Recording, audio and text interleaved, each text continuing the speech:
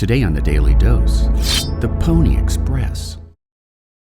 By the 1850s, thousands of American pioneers had settled west of the Rocky Mountains, making communication between family and friends back east a burdensome proposition at best. Before the Pony Express was brought into service, sending a letter to the 49ers in San Francisco took up to 8 weeks by ship, which meant a reply letter to the sender would not reach the eastern U.S. until 4 or more months had elapsed. When the Pony Express started its groundbreaking service, the communication lag time, provided a person could afford such a luxury, would drop from 8 weeks to 10 days.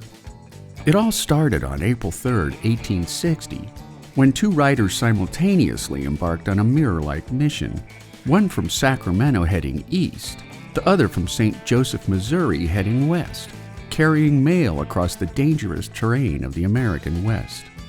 With riders weighing no more than 120 pounds, the first westbound rider made it to Sacramento in 10 days, while the first eastbound rider made it to St. Joseph in 11 and a half. Following the Oregon and California trails, the key to speedy delivery was a system of hundreds of way stations, where a total of 500 fresh horses and 80 riders could be continuously swapped out along the 1,800-mile route, one heading to Utah, while the other went to California. Pony Express riders wore red shirts with blue pants, carrying a mail bag no greater than 20 pounds.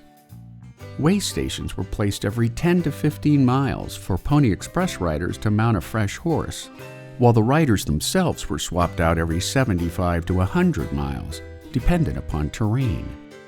Sending mail by Pony Express was a rich man's option only, since a half-ounce letter cost $5 to mail, or roughly $150 in today's money.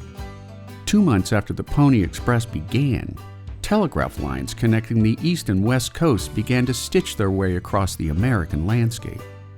Heading west from Nebraska was the Pacific Telegraph Company, while the Overland's Telegraph Company built lines east from California until the lines joined up on October 24, 1861. On that same day, the first transcontinental telegraph service issued its first dits and dots, spelling an end 2 days later to a brief, yet much romanticized period of rough-riding mailmen. And there you have it, the Pony Express, today on the Daily Dose. Loose change for getting down. It's Friday.